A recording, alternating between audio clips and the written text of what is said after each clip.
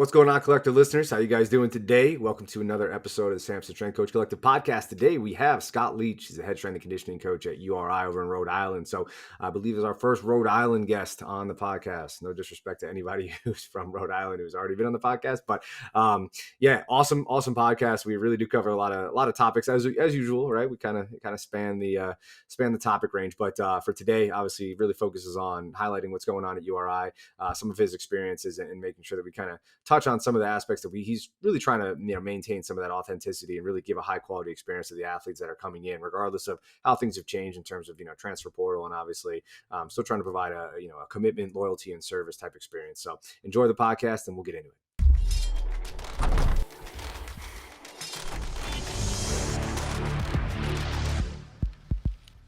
All right, here we go. Scott Leech, how you doing, man? What's going on? Anthony Grasso, guys, here. Obviously, as a host, just gonna get things going here today. Obviously, get you guys rolling. It's a pleasure to have you on, Scott. But want to obviously give you an opportunity to tell your story, man. Introduce yourself to the people, and then and we'll get going from there. Yeah, I appreciate you having me on. I don't know who recommended me, but you know what? We're I'm gonna here. find him. You got me. You found me. So whoever recommended me jump on the podcast, I appreciate that. So Yeah. yeah, I'm the head strength coach here at the University of Rhode Island. I've been the head guy here since summer of 21, and I got here right before COVID, so January 2020. So I've been here going. This is year 3 here at URI, and closing up year 2 as the head guy here. So yeah, it's been a good time.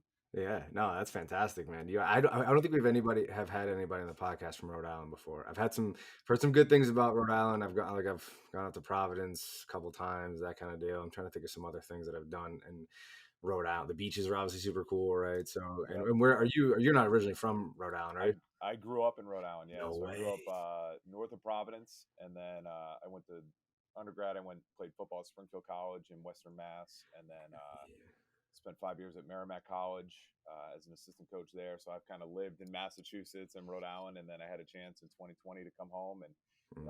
I was a kid. I grew up. I went to football camps and stuff here as a kid. So to come back and be an assistant here. I didn't go to school here, but I spent enough time in this area, and it's Rhode Island. It's the smallest state for a reason. Like, Yeah.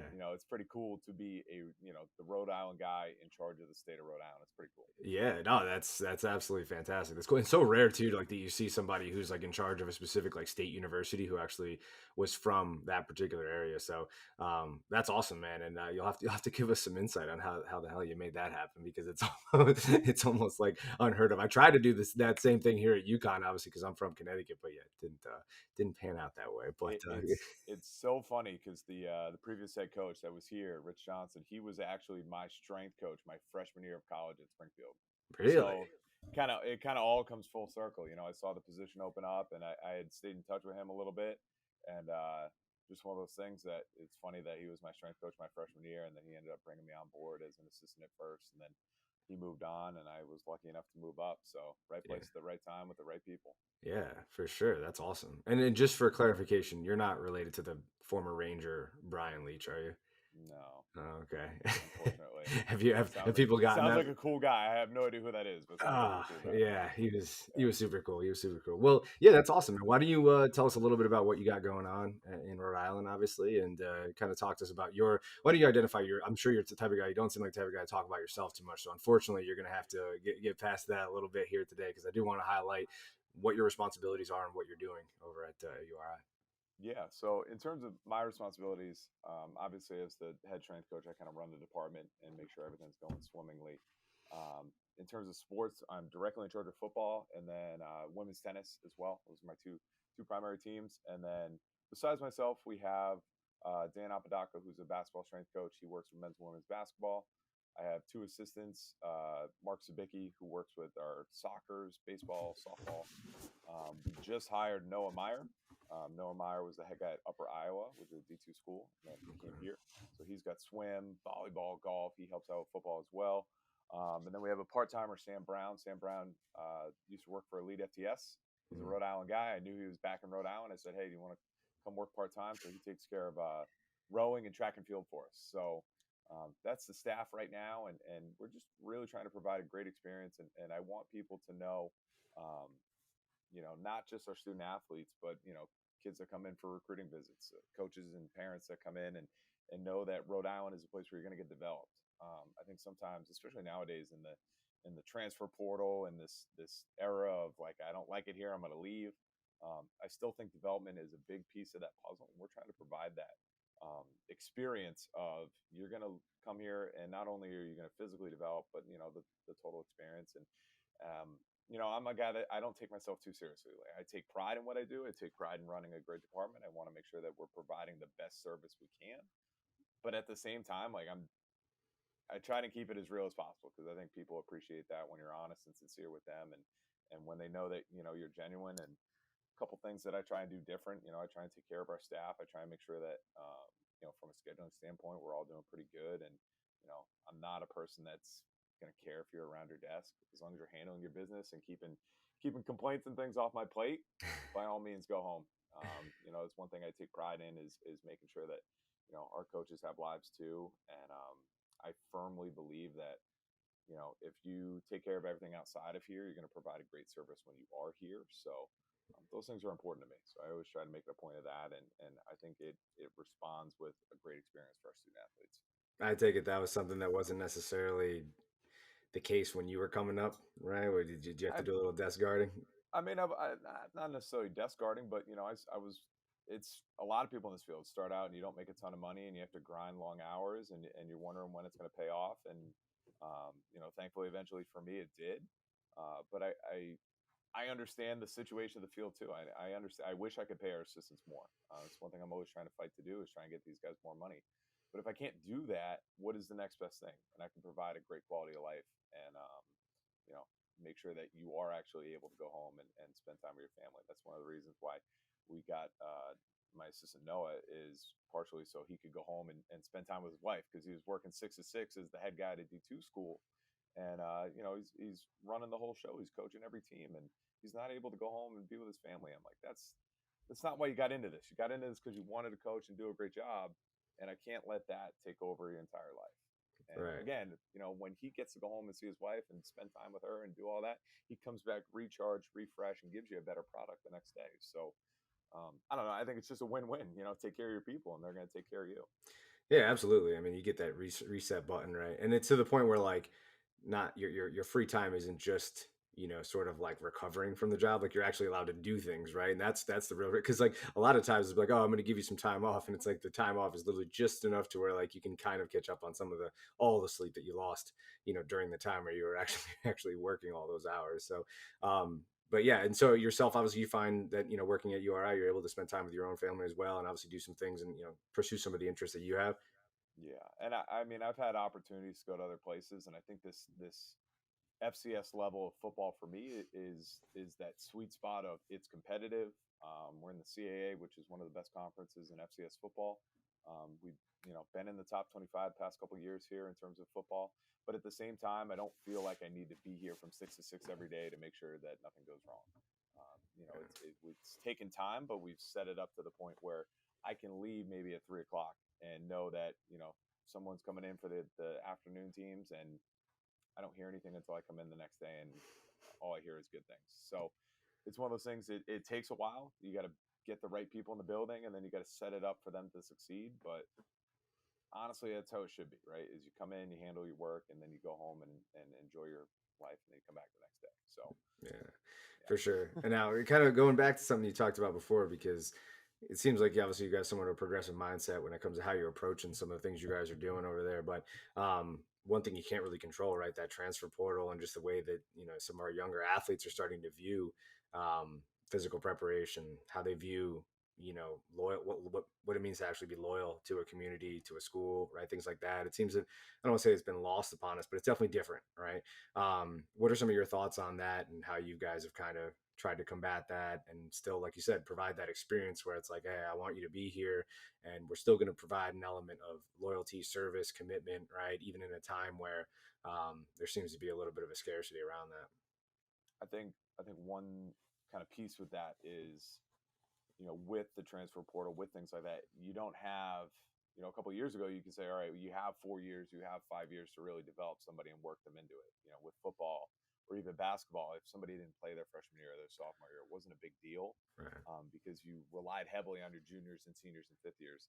And nowadays it's, hey, we got to give this guy about 2 years, and if he's not going to pan out, we need to go in the portal and go get somebody to start thinking about replacing him. So, Right. um, and honestly, I think basketball is even shorter.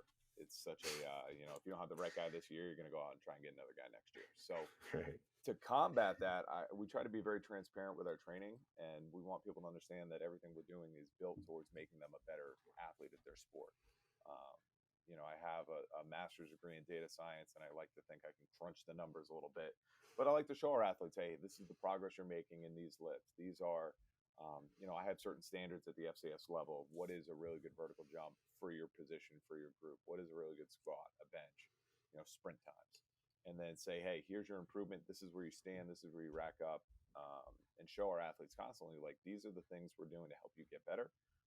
These are things that we've seen can help you get to that next level. And this is how our training is going to get there. So it is so true these days. Like, these kids know a lot. And honestly, it's part of that is like the social media is like, they know a lot of stuff, and they know a lot of, they've seen a lot of things.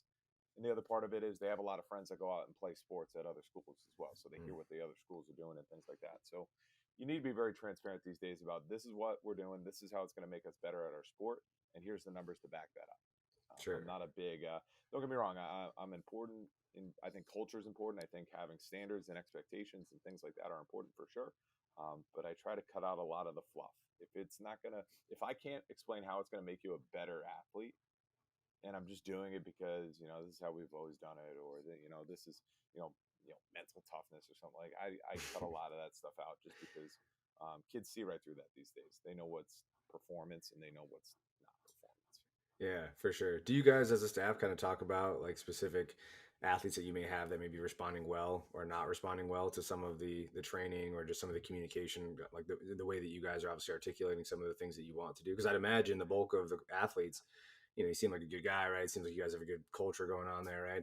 I imagine both of them are like, oh, this is great. Like a lot of the things that Scott said to me in my recruiting visit are coming true here, right? But of course, without fail, right, there's going to be a few that struggle to kind of find that connection. But do you guys feel like you have the staff to reach some of those people, and how do you guys approach doing that? So are you talking, from one strength coach to another strength coach here on staff? Yeah, it could be strength coach to Yeah. strength coach, or it could also be like obviously I'm thinking in terms of like some of the athletes that you have, right? It's just like all right, well, like some guys, right? It's not always it's sometimes just not the right fit, right? Hmm. But are there ways that you guys approach like, hey, like we could be better in terms of trying to make this the right fit type of thing, sort of like for lack of better terms, right? Like customers always right, right? It's like let's try to figure out a way to not that the athlete is a customer, but in some ways, right? They are, right? You know what I mean? Yeah, So yeah. how do you guys approach that? Yeah, so we take. I'm not a big staff meeting guy. It's just one thing that we're around each other so much. I have my office here, but my door's open, and then the other two guys are in that office, and our basketball guys popping in and out all day. So it's one of those things like just be a human and talk to each other all day. Yeah. And I'll watch from my window here. I'll look out and I'll see some team training, and I'm genuinely curious, what are you working on? What are some things you're trying to improve? Or, whether it's like some sprint technique that, my assistant Mark is working on with soccer, and, is that working out? That's something maybe I don't believe in some of that front side stuff, whatever it is. Mm, So we're always talking about that and how, some of that stuff can carry over. But the other thing in terms of communication and things like that, and trying to get kids to fit, we have a pretty good relationship with a lot of our sport teams here in terms of our coaches. Um, Understand the performance side of things, and they care about it. One example being, we had our baseball staff combined with us this past winter break, and we had a seminar, and we had our position coach talk about things that he sees in terms of movement patterns on the field, and how they may go over certain drills every day. We had our pitching coach come in and kind of break down how he structures his fall ball and his off season period, and then also some of the drills in terms of he's trying to teach them certain postures and how to get out of extension or things like that. And then I talked about how to set up in season training. My assistant Mark, who does baseball, he talked about kind of speed work and things like that he's been implementing this year. So that collaborative approach is there, and I think our kids see that, and they see, okay, like, hey, these are some of the drills that Coach Mark was doing for our warm up, and we're bringing it over to practice now because we have a pitcher that maybe is in extension, right? So we showed our pitching coach, here's some ways to get out of extension, or kind of just reduce that feeling for a little bit. Put a couple of these in pre-practice, and then see how they respond, see if they end up getting a better performance that day. So it's nice that some of our coaches are actually on board and they want to learn more and they want to collaborate. They want to understand more. So I think our athletes definitely feel that, and they appreciate it. Yeah, and I think that's 100% one way, if not the best way, to try to get athletes to feel a little bit more comfortable with what's going on when they see. And that's obviously been a major theme in this podcast since I've done it. Right, I've always preached the idea of collaboration and cohesion. I think what you just outlined is something that I think a lot of coaches would love to do. Right, it's just like, hey, can we just have more conversation with our sport coaches? Right, they see that collaboration there, and by default, the athlete's going to feel like, hey, I'm in good hands, right? Like they seem to care about the experience that they're providing for me, right? So that's really cool. Was that something that took a little bit of time to develop between yourself and the sport coaches when you first got there? Yeah, I would say so. I mean, it's just a trust thing, right? When you first get here, they believe in you, right? Somebody hired you to do the job, but it's part of that, you got to put in the work on a daily basis. And the more they see how much you care and the more they see that you're genuinely, you're putting your ego aside. And it's not about just, hey, I want to put all my stuff in front. I want to make sure we get our lifts in. Baseball, I used to have baseball, so I can use that as a reference, but it's one of those things. If we had to sacrifice a lift for the sake of practice, it's not my ego being like, man, we need to get 3 lifts in or we're not going to get better. It is what it is. And how do we work through some of this stuff so that in the future they don't want to scrap a lift in favor of a practice, right? They want them to understand how important that is. And that comes with time, that comes with trust, and that comes with putting your ego aside and educating in a way that's it's not I'm right and you're wrong. It's how do we all come together. Yeah, for Another example, we don't even have women's lacrosse on campus yet. We're going to add that team. uh, We're going to add a roster next year, and then the year after that, we'll start playing. But we've already started having those conversations between the coach and I of like, okay, here's how we're going to lay out practice. These days we want to do a little bit more running based. These days we want to do a little bit more technique based. If we lift after practice, what does that look like? So she's already having those conversations. We don't even have a team on campus yet. So it's pretty cool when you get the right people in the building that want to do that, want to make that happen. yeah, no, that's awesome. That's pretty unique actually. No team on campus just yet either. That's wild. But I would imagine Rhode Island's got to be a pretty decent spot to pull for women's lacrosse or any I've got to lacrosse, I've right? got to think it will be, right. You can the big selling point, right, is you can come to the beach and it's right in the middle of everything. Rhode Island's not a hotbed of lacrosse, but Massachusetts very successful, Connecticut very successful, or Long Island, Yeah. right. You take the ferry over, right. You can take the ferry and go to Yeah. Block Island and then come back. So Yeah. I mean, you could it's pull it's straight out just of Southern Connecticut and you'd yeah, probably be okay. Yeah. I mean, yeah. that's going to open up And some windows for sure. yeah, I think it's not gonna take very long to be successful. I think we have a really good opportunity there. Yeah, for sure. And as far as, obviously it seems like now, like, well, I'll allow you to answer this question as opposed to me just going off of what I think. Things that motivated you when you first started versus things that motivate you now, right? Like, obviously, when I first started, I think the things that I was motivated by in terms of becoming a coach, a lot different than the things and just the overall desires and goals. Things change, right? Maybe they have or maybe they haven't for you. But do you want to kind of discuss like younger Scott Leach versus older Scott Leach now, and some of the things that have changed in terms of just like goals, desires, motivations, things like that? I'm a little sad that I'm officially in the older category, but that's okay. Well, It's I a give this question to even some of the younger dudes. I was like, I had a dude on who was like 24, and I'm like, I don't even think I can ask you that question. You don't have enough skin in the game, but like, yeah, but they do. You know what I mean? It's funny. Like, if you're if you're an assistant yeah. strength coach, like you've been through some things. You know what I mean? So yeah, regardless. Well, how old are you now? 30, just turned 30. So Oh, so yeah, you're super I'm young, not dude. even in my Yeah. prime yet. I'm just getting Yeah, started. yeah, yeah. We're So just moving into it. Yeah. So, yeah, but still, I think at 30, like I yeah, definitely had some differences in where I was when I was 20. So yeah, I maybe would the 10-year span. Yeah. yeah, I would say I think early on, probably the first half of my career so far was a lot of proving myself right. Mm, Of okay, hey, this is this program going to get results? If I put these sets and reps together, am I succeeding? If we lay out structure like this, can it turn into more? And it was more for me to make sure that I'm succeeding and what I'm doing is on the right track. mm, And obviously, I cared about the student athletes. I wanted them to succeed and things like that. But I wanted to succeed for myself, and I wanted to validate the grind of okay, I'm doing a lot of hours for not a lot of pay. Like, is this really what I want to do? And I think at some point I kind of I forget what's it, Joshua Metcalf, right? And it's mm. burn your goals, Oh right? yeah. So and you just let all that stuff go and decide, you know what, I'm going to just put in some great work every day. I'm going to Love the people around me a little bit more. I'm going to coach a little bit harder. I'm going to provide a better service, and whatever happens, happens. And I think for a long time I was banging on the door, and the door didn't open. And then when I stopped worrying about whether or not the door was going to open for me, I think things turned around really quickly. 2020 wasn't the best year for most people, but for me, it was a new job, pay raise, chance to come back home and be 20 minutes away, not even from my family. Proposed to my fiance, now my wife. We bought a new house, we got another dog, and then a year after that, I was promoted, and things have been rolling ever since. And it's Nice. one of those things. Early on, it was, am I on the right track? Now it's continuing to be like, okay, can I create something that's going to last longer than me, and also it's going to help as many people as possible, not just our student athletes, but provide a really great opportunity for our assistants and give them a great quality of life. Really continue to work this, and if I ever leave here someday, whoever fills in my shoes is going to have a really nice setup when they get here that they can build off of.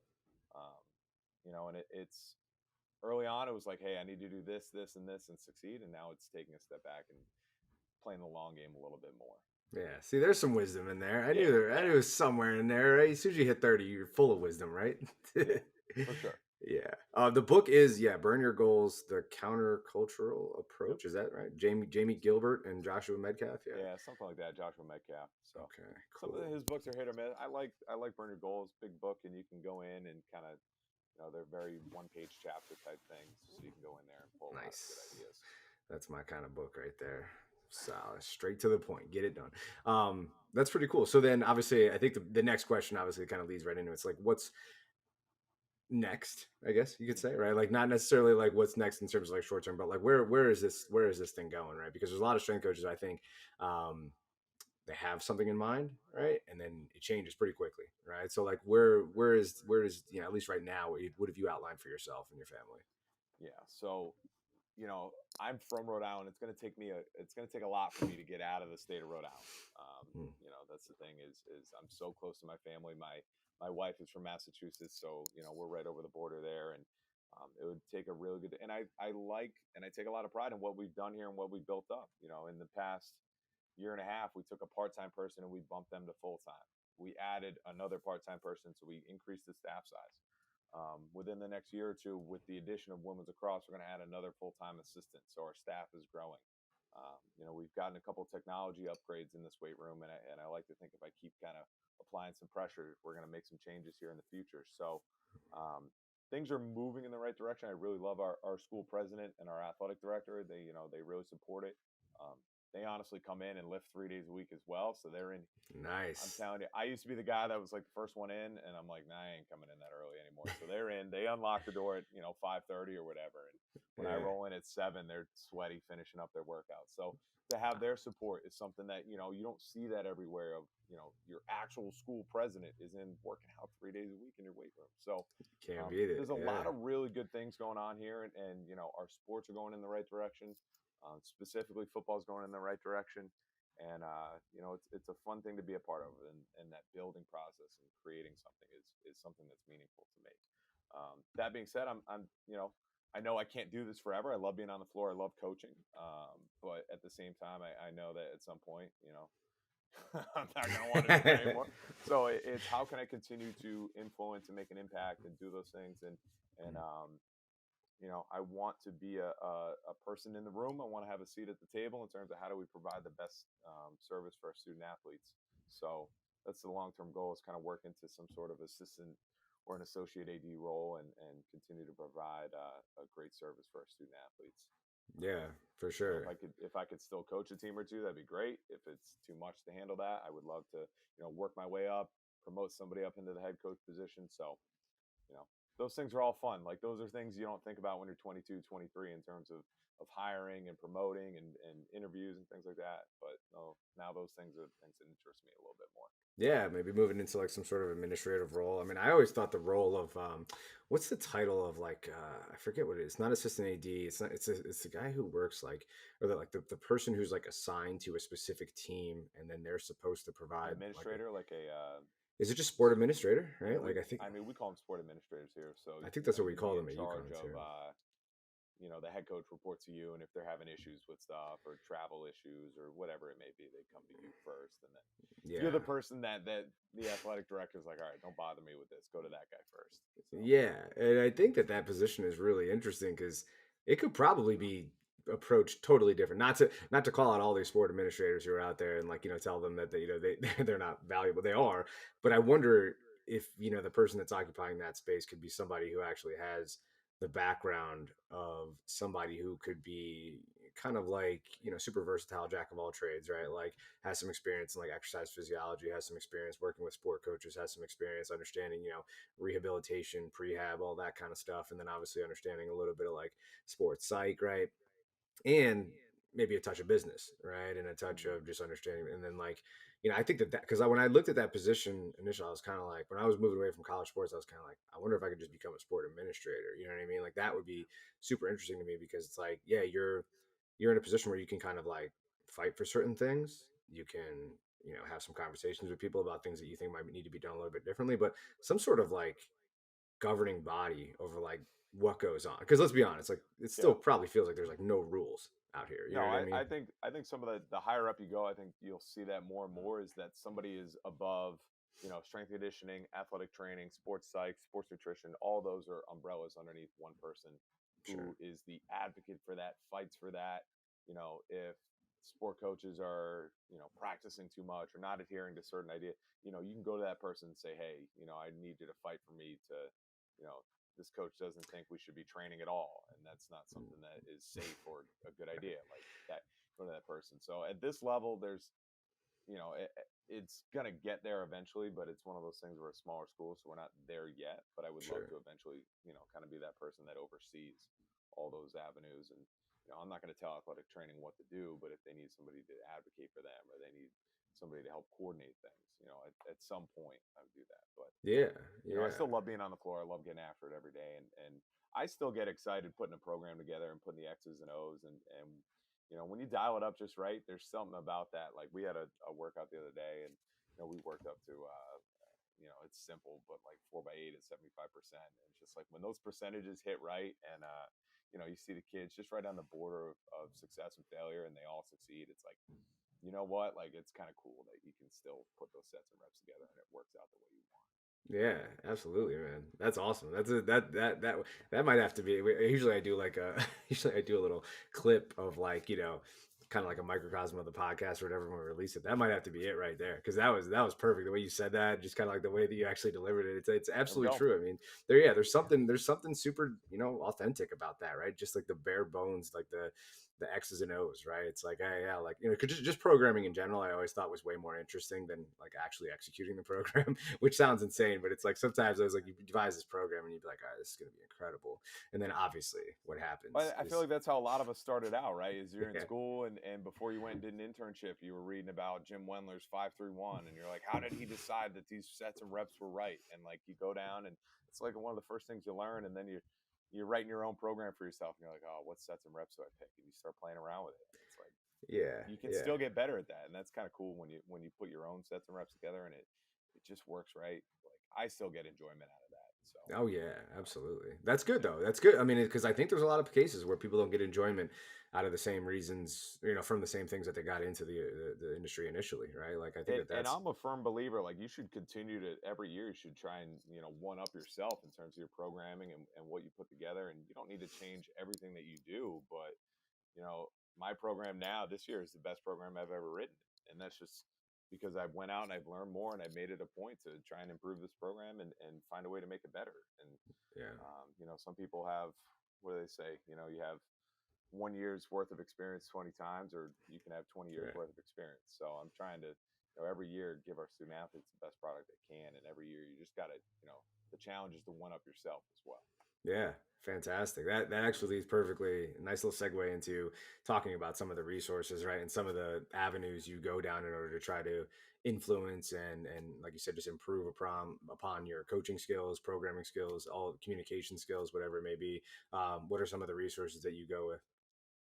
Yeah, so I mean, this past winter break, I spent a lot of time. I was able to meet. I don't know if you know Tony Holler, who's out of Coach Yeah, that's Island, Illinois. awesome. So I met Yeah, I was it met Tony for the first time. Feed the cats. feed Yep. the cats? That's what it So is. Yeah. he came out to Massachusetts and did a small little clinic at a high school. I was like, I think most people didn't even see the flyer. I was lucky enough to see the flyer and meet him. And Tony's a great guy. So trying to make his philosophy and make a lot of his ideas fit in what we do and what we're trying to do here has been a big challenge. Mm. Person I look up to a lot is Joey Grasso down at Florida Atlantic. He's got some great stuff, and I rewatch all his presentations once in a while. And I've had some friends work for him, and they say nothing but great things, and he puts out great content all the time. So Yeah. I'm always stealing ideas from him. Andy Yeah. Ryland's another person I talk to a lot in terms of contact prep and some of the stuff that he's doing with USA Football. So those are kind of the big three there. And then I'm always trying to find like one resource I can use to avoid just using the cliche speeches, specifically with football, right? You always got to give some sort of motivational rah rah. So, Of course. what it was it Ryan Holiday.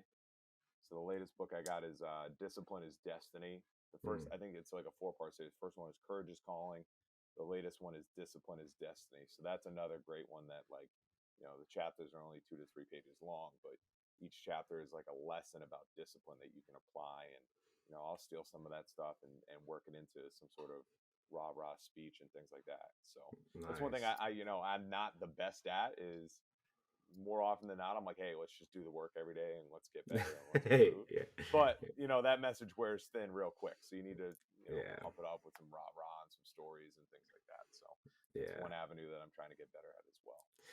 Yeah, unfortunately, just shut up and train. You know what I mean? Doesn't necessarily hit as hard. It's not as sexy for people anymore. Yeah, You know what I mean? It's like I always wanted to get that. Like I remember when I was working in the private sector. My mentor was like, "Hey, put something on the whiteboard." He actually didn't even tell me to, but I think there was already something on the whiteboard that was like somewhat motivational, and I remember erasing it like immediately, and I just put "shut up and train" on it or whatever. I think it stayed the longest. I think out of all the quotes that was on it because it's just like people gravitate towards that stuff a little bit. You know what I mean? It's like every day is not going to be sexy. Most of them are not, adventurous and like super fantastical, right? Like the first couple of yeah. days of a training session feel great, and then it's like day 35, and you're like, what's going on? You're like, what am You I never doing? you never know what's going to stick with a kid either, too. You Yeah, never know if something you said today or something you said 2 weeks ago or something you said 10 years ago is something that matters to them, and they're like, hey, I remember that speech you gave about Lou Gehrig showing up and playing baseball every day, whatever it is, and sure.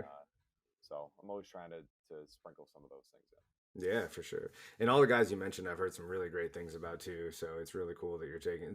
It's always funny to hear like some of the resources people go with and some of the people because like sometimes I've never heard of any of them, right? And then sometimes I'm like, oh yeah, I've heard, like was it Joey Garashi down at is it Yeah, FAU, right? He's at FAU, and yeah, then Florida Atlantic. Yep. yeah. And Rylan, I think I've even tried to talk to about coming on the podcast because he was originally like, when I got into like robust running and like Franz Bosch's stuff and, kind of going down the route of like John Pryor, I think I definitely would take a look at a lot of Andy Rylan stuff as far as like contact prep for, like you said, like O lineman, D lineman, Yep. trying to create like some positional oxidative stuff for some of those guys when it came to, especially like, camp prep stuff, you know what I mean? So that's pretty cool. You've been having fun with a lot of that stuff. Yeah, no, that's it's been a fun. It brings the physical back to football in the off season, and I think that's one thing Yeah. early on in my career I didn't do it. I did all the just conditioning and tempo runs and things like that, and it's like you need a little bit of nasty, and that's one thing I can say I can guarantee you, like that box, the physicality box has been checked Yeah. even before spring ball. And I always say, like, the first time you collide with somebody, the first time you bump into somebody, like, I'm okay with some rough housing. Like, we purposely Yeah. put it into our program because you can't be afraid of that stuff, and Sure. it creates some robustness. And Yeah. I do firmly believe, we are a physical football team, and part of that is the stuff we do in the off season. Like, we don't wait till August, we don't wait till mid March to get that stuff going. That's part of what we do year round. Yeah, for sure. Yeah, That's awesome. That's really cool. And it is fun. I think the kids like yeah, it. I think it registers well with the coaches. And I think obviously at the end of the day, like you said, it's like we don't want, camp day one to be the first time that you're feeling some sort of physical load. Obviously, that robustness needs to be established pretty early on in the off season. I'm sure the kids If like your it too. kids don't like if your kids don't like it, you have the wrong kids. Like Yeah, you know what I exactly. mean? So Yeah, figure out that's a recruiting test right there. yeah, exactly. That should just be like in the actual like recruiting visit or whatever. It's like, all right, yeah, we've gone through. Here's a Square tour. up. Yeah, yeah, exactly. Let's see. You know anything about contact prep? Yeah, you're gonna find out today. All right, we're Yeah, gonna go do some contact prep. See what's up. yeah. That's awesome, man. Well, obviously, kind of getting towards the end here, just kind of want to give you an opportunity to really talk about any like final thoughts you have for specifically some of our younger strength coaches, and maybe even some of the ones who are struggling right now to try to figure it out. Like, is this for them? Because, like you said, you touched on earlier, like, how am I going to make this work, right? So, yeah, any final thoughts that you might have on the podcast itself that you want to really use this platform to push out there? And yeah, the floor is yours. Yeah. So I don't know. When I think about that, like, I at Merrimack College we had a very structured kind of how we do things as a staff. Part of that was the fact that we had a very robust GA program. Hmm. We had 5 to 6 grad fellows every year. It was a 1-year master's program, so we needed a lot of structure. We needed a lot of discipline to really help them, handle class, handle coaching teams for the first time and graduate and move on and get a coaching job. But, Hmm. once you get past that, once you land in your first time role, you're on your own. And I think that's one thing that for some young coaches, it's very tough is, okay, I'm done for the day. What do I do now? I purposely make it a point with our assistants, like, I'm going to give you probably the best schedule you can ever ask for. Our new guy Noah, like I said, he was a head guy at D2. He's working 6 to 6. Now he has first team at 6 a.m. and then we're done with football by 11. And then it's like, okay, you train. If you meet with coaches, great, but like you could be out of here by 1 o'clock. You could be out of here. If you told me you had to leave right at 11, right after foot, then I'd be like, great, like do what you got to do and leave. But what are you going to do with the rest of your day? And sometimes for young coaches, it's like, great, I'm out of here. I'm done. I don't have to coach anymore. But it's on you to figure out how you want to improve, how do you want to develop, and how do you want to continue to push yourself. Part of it on me as, the supervisor is to put you in situations that will help you grow, help you develop, give you responsibilities that will challenge you. And that's something I know I need to get better at, is continuing to be like, hey, you want to step up into another role, why don't you add this responsibility, why don't you take this project on? But as a young coach, you almost need to ask for those things yourself as well and say, okay, hey, I want to be a director someday, I want to be a head strength coach someday. I've never seen budgeting before, I've never seen what that looks like. Next time you work on the budget, can you drag me into a meeting, can you pull me in and show me the Excel sheets? um, or if you say, hey, I want to get better at XYZ programming wise, it's on you to read that stuff on your own. Right. I can always give you recommendations, I give you advice, but it's on you to take that initiative. And then even networking and connecting, once you get in the field, you're like, I've made it, I'm coaching, I'm doing my thing. But like, you still need to kind of talk to people. The nice thing about, for me being from Springfield College, is I have so many friends in the field. I have Joe Gilfeather's my roommate. He's the head guy, or he was my roommate in college. He's the head guy at Fordham. Oh yeah, he was on the Dan Vega, podcast. Yeah. he was on the podcast. Yeah, my Yeah. guy Joe. Dan Vega is in Major League Baseball. Our other roommate, Mike Morgan, is a head strength coach down south. So like, those are guys I'll talk to and Oh, was call Morgan and at was he at the Citadel? he was at the Citadel. Yes, Oh, he I was. interviewed for like an internship there once or whatever when he was in charge of handling the internship stuff. Yeah. Nice. Where's he So now?